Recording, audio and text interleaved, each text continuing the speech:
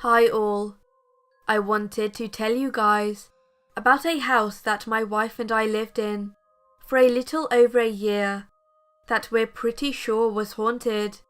Well, I feel it was haunted, and my wife would just smile and roll her eyes when I would blame the weird noises or occurrences on the ghost.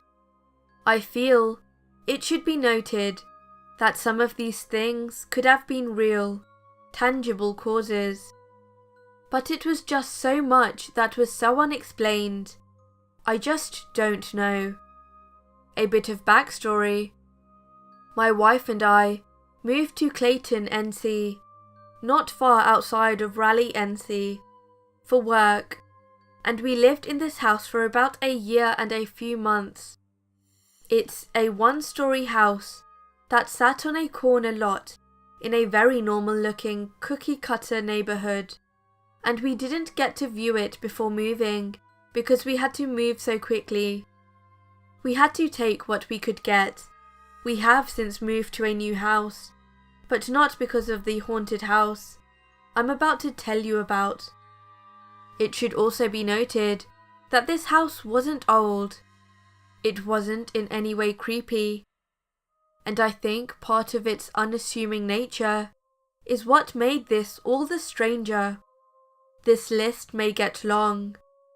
Because I don't recall the order things occurred, I will just list the instances. 1. Loud crashing sounds. So, full disclosure, we have 6 cats, so we know when we hear things crashing and falling and breaking. It's 99% of the time going to be them. It's just what happens with cats. But in these instances, we'd hear, yes, both of us, what sounded like the most epic of all crashes. But upon searching the entire house, garage included, and absolutely nothing was out of place or broken. This happened a few times at the beginning, and it was really strange. Number 2. Footsteps in the attic. Yes, you heard that right, and that was creepy. In fact, the footsteps were heard so often and so distinctly that when I had maintenance over, I asked them to check if it looked like someone was living up there. He said it didn't, and that it was probably just natural sounds of the house. But my wife and I begged to differ. One time, we were both in the closet, hanging up clothes, and then stomp, stomp, stomp. What the hell? We even put our phone on a selfie stick, stood on a step ladder, and recorded what we saw in the attic. We didn't see anything unusual, which I guess is ultimately good. But seriously, what the hell? Number 3. Picture fell off the wall.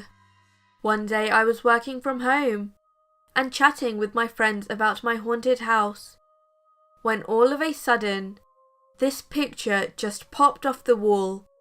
Full disclosure, it was a heavier than normal frame, but nothing happened to make it happen.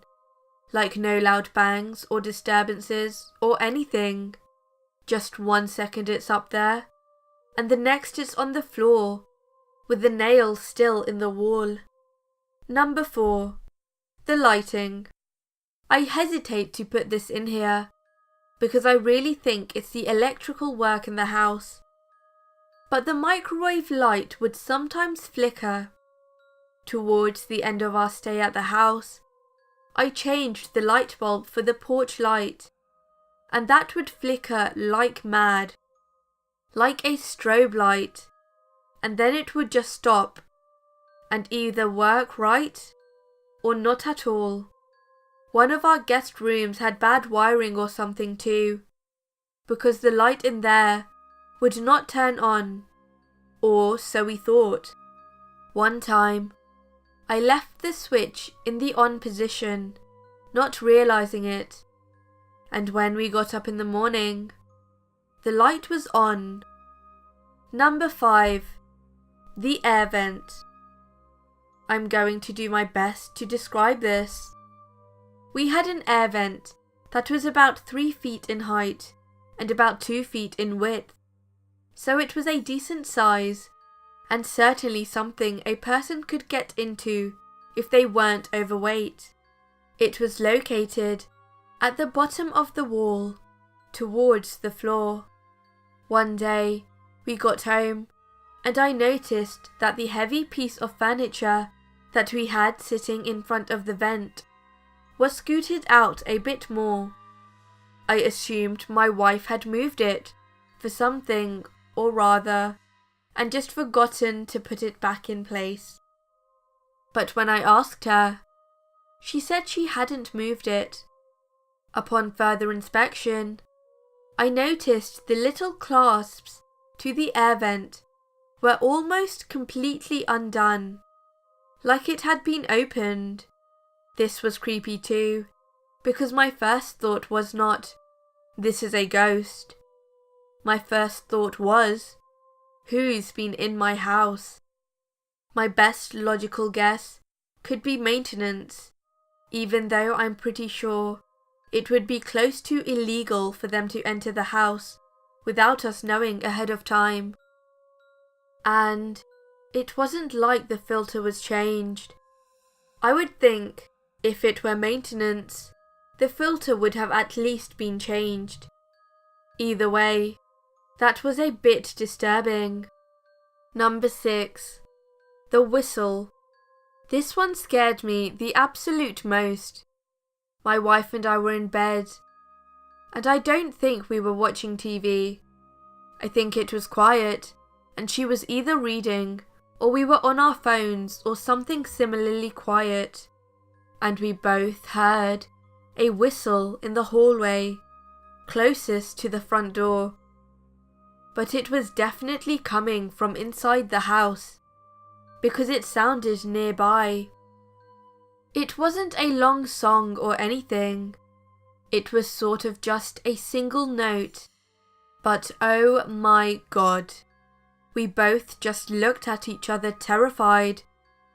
I froze, and I'm pretty sure a tear came to my eyes, because what the actual hell? Upon further investigation, there was no one there. No thing there. Nothing was turned on to make the noise. No TVs, no radios, no electronics of any kind. We have no idea what that was, but it was terrifying. I think that's all I have for this one. Since moving to our new house, which does actually look older and like it has more history, we've not had anything strange happen. No crashing, no noises, no flickering lights. So this house is definitely not haunted.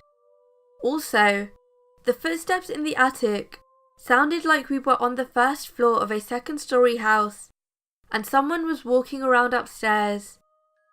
That's how distinct and footsteppy they sounded. But thank you for listening. I've been meaning to share this for some time, and I just haven't had the time.